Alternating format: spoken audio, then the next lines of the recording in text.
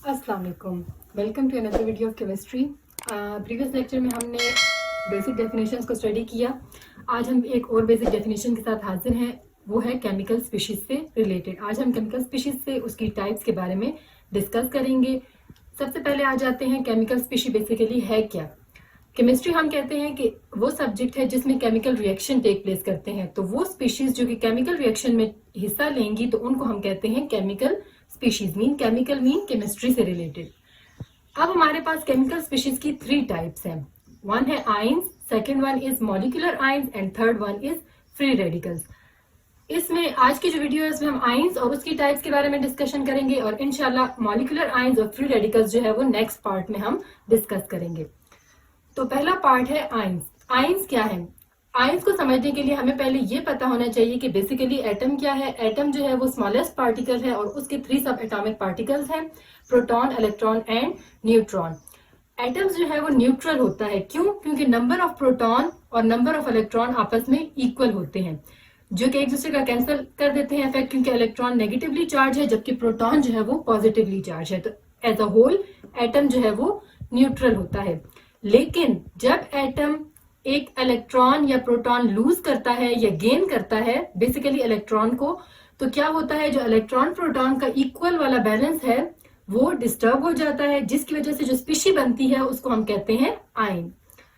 तो हम आयंस को ऐसे डिफाइन कर सकते हैं कि particle with positive negative charge is equal to ion. अब ये एटम पे डिपेंड करता है कि बैलेंस के बाद हमारे पास कौन सा चार्ज डेवलप होता है, किस चीज की डेफिशिएंसी आएगी, किस चीज की एक्सेस आएगा, तो वो उसकी बेसिस पे ये चार्ज डेवलपमेंट हम अभी आयंस की टाइप्स में डिस्कस करेंगे। Move towards types of ions. Basically 2 types हैं, cation and anion. Neutral atom था जिसमें number of electron is equal to number of proton. जब एटम ने एक इलेक्ट्रॉन लूज किया तो बैलेंस डिस्टर्ब हुआ, यहाँ पे पॉजिटिव चार्ज अपेयर हुआ, जबकि एक इलेक्ट्रॉन गेन करने से नेगेटिव चार्ज अपेयर हो गया। So first type is cation. Cation में बेसिकली क्या होता है, न्यूट्रल एटम जो है वो इलेक्ट्रॉन को लॉस करता है, जिससे हमारे पास केटाइन की फॉर्मेशन टेक प्लेस होती है।